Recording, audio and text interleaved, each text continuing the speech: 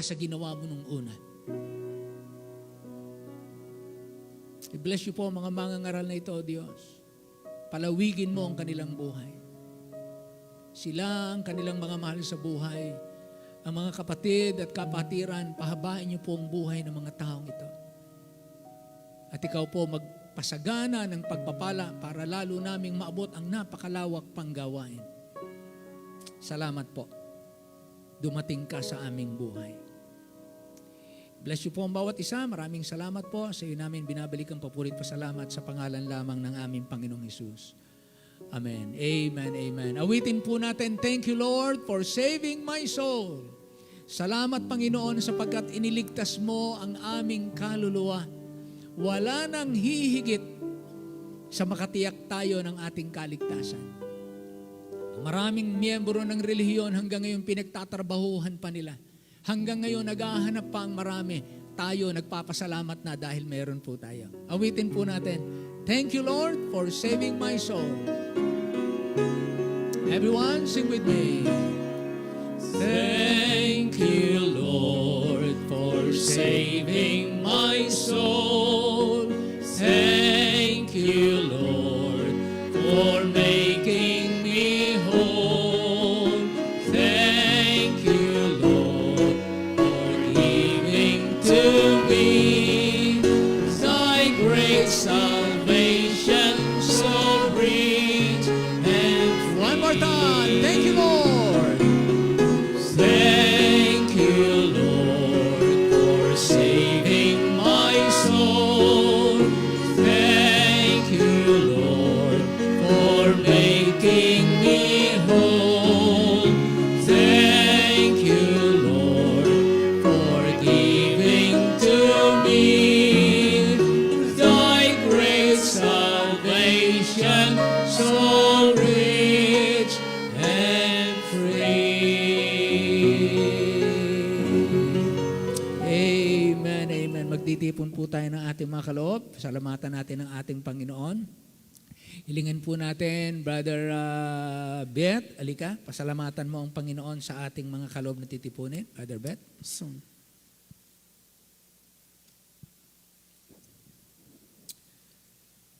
Let's pray. Dakilang Diyos at mga Panginoon sa lahat, salamat po sa iyong kabutihan. Apo. Salamat po, Diyos, sa mga salita namin napakinggan sa gaway ngayong umaga. Salamat po, Diyos, sa mga alagad na iyong ginamit na kami po'y muli napakain sa mga salita galing sa iyong salita, Panginoon. Amen. O Diyos, patuloy po kaming nagsumamo sa iyo at nagsusamba sa pamagitan ng aming pagbibigay. Nawa po'y ikaw mag-bless sa lahat ng meron po kami, Panginoon. Patuloy mo kami pasaganain na kung saan, Panginoon, ay patuloy pa namin ibalik ang narapat na para sa iyo, Diyos. Yes, Gabayan mong bawat isa, lahat naming mga trabaho, lahat naming mga pakakitaan na naway po ikaw magpasagana sa amin. Amen. Kung saan, Panginoon, lahat na po ito ay magamit sa pagpalaganap at pagpalago na magawain po ninyo. Hindi lang po dito, Panginoon, sa aming lugar, kundi Yes, sa Lord. iba yung bansa, sa ibang bansa, Panginoon. Gabayan mo buhatin sa amin at ikaw po ay magpanguna sa lahat ng mga may part sa aming mga ginagawa sa umagang ito, Panginoon. Bless us, O Amen. Lord, as we continue. May all these things we ask in Christ's name. Amen. Amen. Amen. Amen. Nakakaupo na po tayo. Then we will have our second offering, ha? Mga kapatid.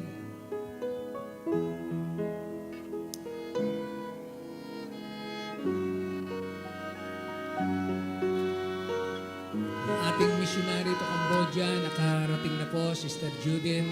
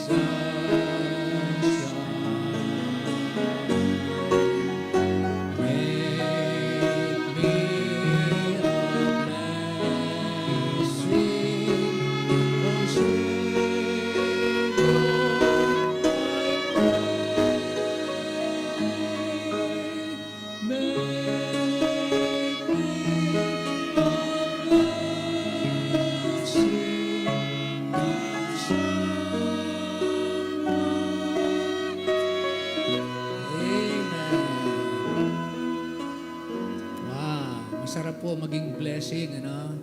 Dahil lahat ng ginawa ng Diyos, actually, is to be a blessing. Lahat ng ginawa ng Diyos. Kaya lang nagulo-gulo, ano? Kaya lang iba'y nakakasakit dahil magmula ng ang tao ay magkasala.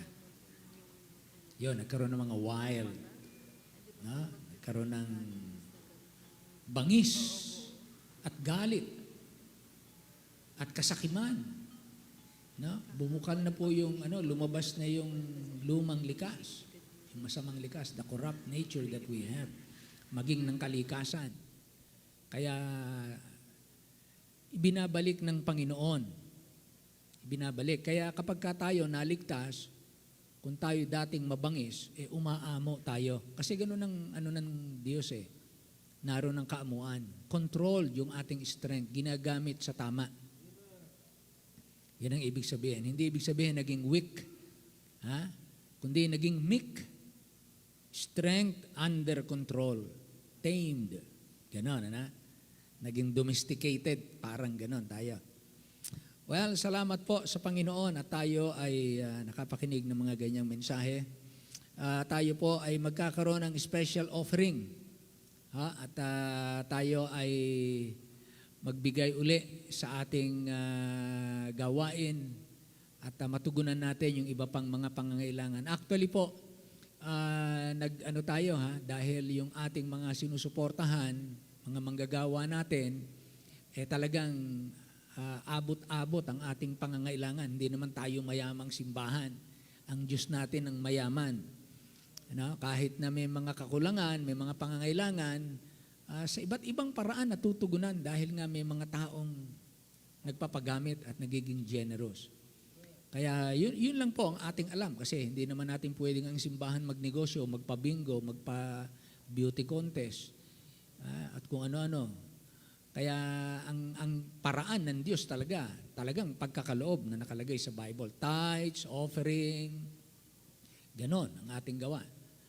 Tribute offering, meron tayong mission lot, na yung iba sa inyo nagpapatuloy, meron tayong mission lot, yung mga naiipon doon, itinutulong natin pambili ng lote ng iba. 1,000, pag natipon yan, pag may nangailangan ng lote, pinapadala natin doon. Tinutulong natin para makatuwang tayo. I think kung hindi 10, baka merong 8. Kung hindi 8, may 10 na natulungan tayo na makabili ng lote. Dahil doon sa tulong-tulong na ambag-ambag na ganon. Ang ating design makatuwang sa mga local missions natin. Okay? So, alright. Tayo po ay, muna tayo? Magbumati muna tayo sa mga may kaarawan. Sound. Awitan natin itong mga kapatid natin. Ayan, sound check. Ayan, ay isang mapagpalang araw po sa ating lahat, church. Ngayon po ay may mga kapatiran po tayong nagdiriwang ng kanilang mga kaarawan. Atin pong inaanyayahan sa harapan sina Sister Litbel Cruz, si Nanay Belen, and Brother Boy Villadolid. At atin pong hilingin si Brother Boy Bustillo upang siya po ang manalangin sa mga kaarawan. Salamat. Okay. So, hali po kayo dito. Yung natawag po na may birthday, Brother Boy. So, siguro senior citizen na to si Brother Boy. Senior na ba? Senior ka na? Senior na. Sister Belen, hindi pa to senior. Senior na po, 60 na. Senior na ba to? Ay mukhang hindi senior Mukhang magdidibu ang suot Amen. Natin po silang awitan. Biro lang. Once again, as Salamat sa your Panginoon. birthday. Young looking. Alright. Ready? Alapat tayo. Once again has come your birthday. Yes. Once again the time has come. What a lovely gift. It's a gift from Jesus. He has given you one more year. Amen. Happy time, your birthday. Happy time this year. What a lovely gift from Jesus. He has given you one more year.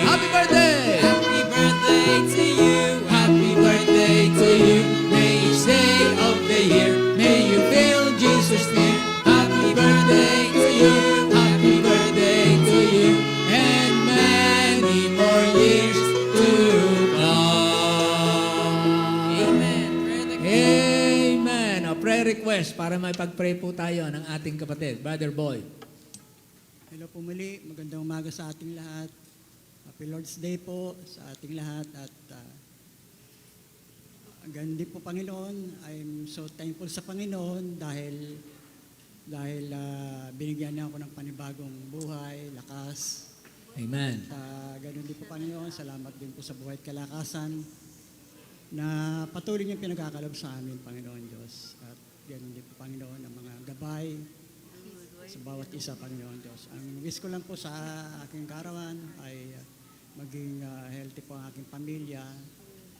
At ganun din po Panginoon, guidance ng Panginoon. At ganun din po Panginoon ang more faith to God. Salamat po ng marami. Amen. Okay, Sister Belen, prayer request.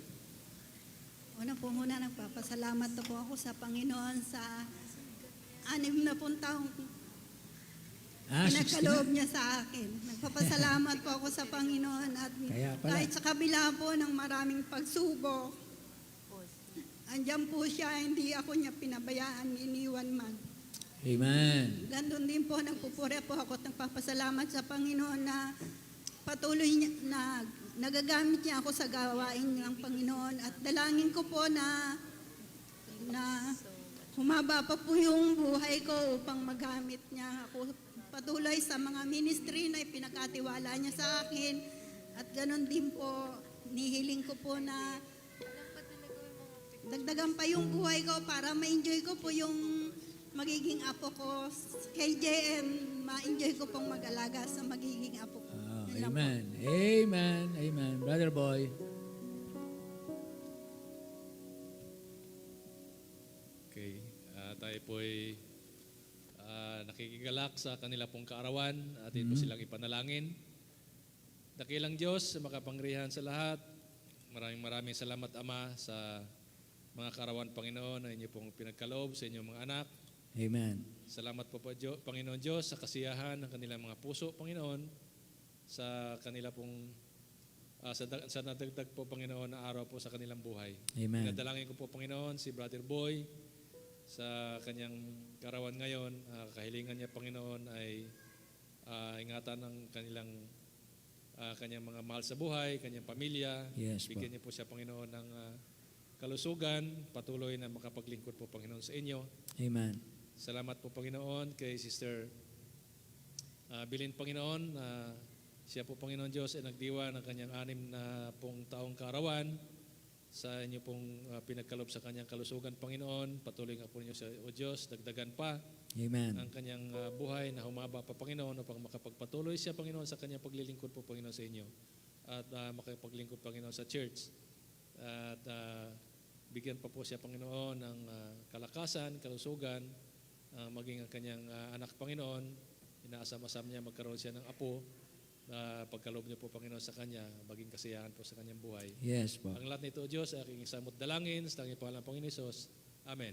Amen. Amen. Amen. Palakpakan po natin yung ating mga kapatid na nagdiwang, yung mga narito at maaring iba'y wala rito. Amen. Salamat sa Panginoon.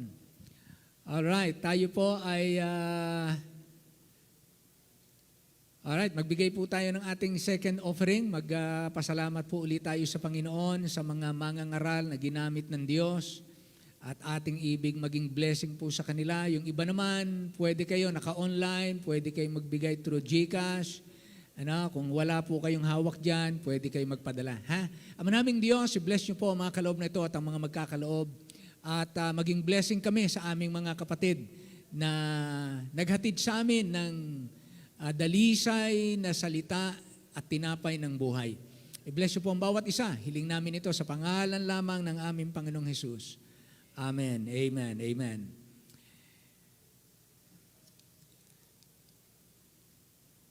Mamaya po, anong oras tayo ngayon? Okay, pwede. 2:00 tayo mamaya ha. Dahil mamaya po, 6, may gaganapin po dito na okasyon ng Piedmont Theological Seminary at dito po gaganapin yung kanilang graduation at saka po honorary degree na bibigyan nila, i-award nila ng honorary degree doctorate degree yung mga pastors na karapat-dapat na ilang taon nang nagpapastor, 20 years pataas.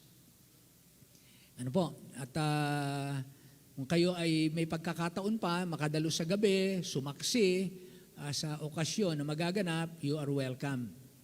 Para maging part ng ibig nating masaksihan, yung mga naglingkod sa Diyos na mahabang taon, sapagkat hindi madali ang magpastor. Madali parang tignan, pero pag actual na, hindi naman imposible. Dahil kasama mo ang Panginoon. Kaya naman nakakapagpatuloy gawa ng Diyos. At gawa na rin ng mga membro na nag-i-encourage sa kanilang mga pastor. Okay po?